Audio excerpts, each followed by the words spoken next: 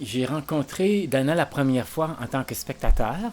J'ai adoré tout de suite. J'ai fait comme, waouh, elle est hallucinante. C'est ça, donc j'étais assez fasciné par ses qualités de performeuse. Et puis, je savais que c'était elle qui avait créé son solo. Je me disais, elle a une physicalité absolument passionnante, très impliquée dans son corps, avec une dérision du geste de l'État qui ça décrochait, c'est des décrochages absolument fascinants. Donc, je me suis dit, wow, elle est vraiment forte.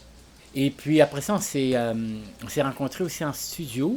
Première fois ensemble, à travailler ensemble en recherche. Et puis, on a fait un super duo. C'était hyper sensible. C'était super beau. Et on a fait juste un duo de à peine se toucher les doigts. C'est à peine. Puis c'est hyper sensible. C'est super comme waouh. C'est vraiment là, on connecte. Là, ben, c'est trippant, c'était beau. À ce moment-là, tous les deux, on s'est parlé de comment le mouvement a directement relié ou appliqué à une interprétation que ça appartenait avec des gens qui ont des déficiences et que tous les deux, on est d'accord que, en fait, le mouvement des personnes qui soi-disant ont des déficiences sont des mouvements qui sont beaucoup plus intéressants, puis beaucoup plus vifs, beaucoup plus vrais que les mouvements qui sont contrôlés socialement dans le corps soi-disant normal. Parce que c'est ça, parce que c'est au fait le comportement normal, il est affecté par plein de jugements. Et nous, on avait envie de pouvoir voir un mouvement beaucoup plus dénudé, beaucoup moins normalisé. Euh, et c'est ça que j'ai vu aussi, quand j'ai vu la première fois, j'ai fait waouh! Elle est vraie, elle va vraiment à la source du mouvement, puis elle a vraiment quelque chose d'assez extraordinaire. C'est quelque chose qui m'intéresse beaucoup entre moi et Dana. Tous les processus de pensée, nos discussions, c'est comment on se positionne quand on parle, comment on pense. Comment on pense physiquement dans le temps, dans l'espace, dans le mouvement. Comment toutes ces notions-là de communication, de mouvement de communication, mouvement communicatif, des silences de communication, des positionnements, c'est du mouvement vivant. C'est de la danse, du comportement qui n'est pas nécessairement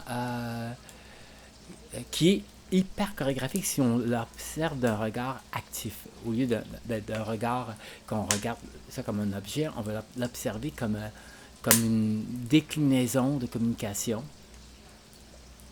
Donc, dans la déclinaison de communication, à, à ce moment-là, il y a aussi le rapport à l'objet. On a amené, c'est donc amener l'objet, amener plusieurs objets. Donc, on est allé faire du magasinage. On a regardé des vêtements. Elle a eu des images d'objets qui la fascinaient aussi en pensant peut-être, mais qu'est-ce qui la fascinait qu'elle voulait que moi je porte. Et comme une déclinaison de notre communication, il s'est passé des actions. Des actions qui sont survenues, qui sont apparues avec les objets à un niveau très joueur. Hein. Il n'était pas question en studio d'essayer de de placer la qualité du mouvement de façon hyper spécifique. C'était une réponse spontanée. C'était l'écoute spontanée, la réponse spontanée, le jeu de la reconnaissance de l'objet, du lien à l'objet, de ce qui est inédit aussi dans ce lien-là, ce qui rebondit, ce qui parvient. Beaucoup plus que ce qui est contrôlé, manipulé de façon absolument, de façon hyper formelle. En fait, il y en a pas. Il y a de la forme qui surgit, mais la forme surgit de l'événement de rencontre. Ce qui est intéressant avec la présence de Dana en studio, c'est ça, c'est une présence hyper vivante. Elle est quelqu'un qui ouais, émettre des sons, puis wow, se mettre à bouger soudainement, puis c'est donc elle dynamise aussi l'espace par sa présence, elle dynamise le langage, elle propose, mais c'est pas une proposition qui se fait de façon formelle, c'est une proposition qui se fait de façon intuitive. Par son positionnement, elle donne des indications.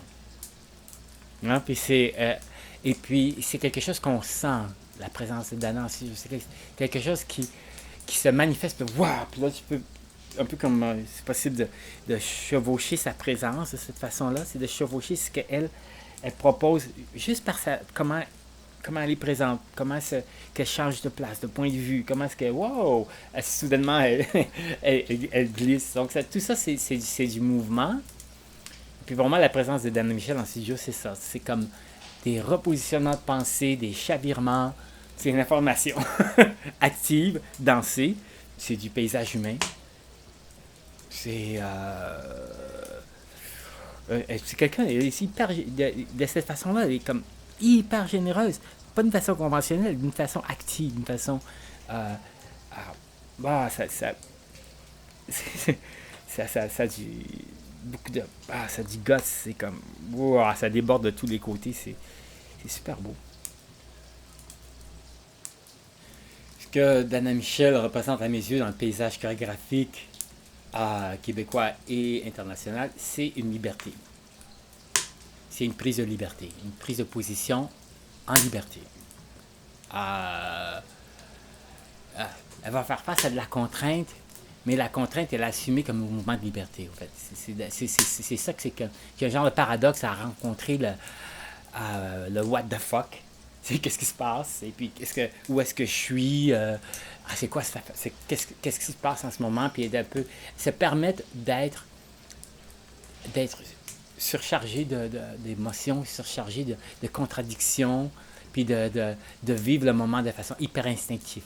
Elle amène ça.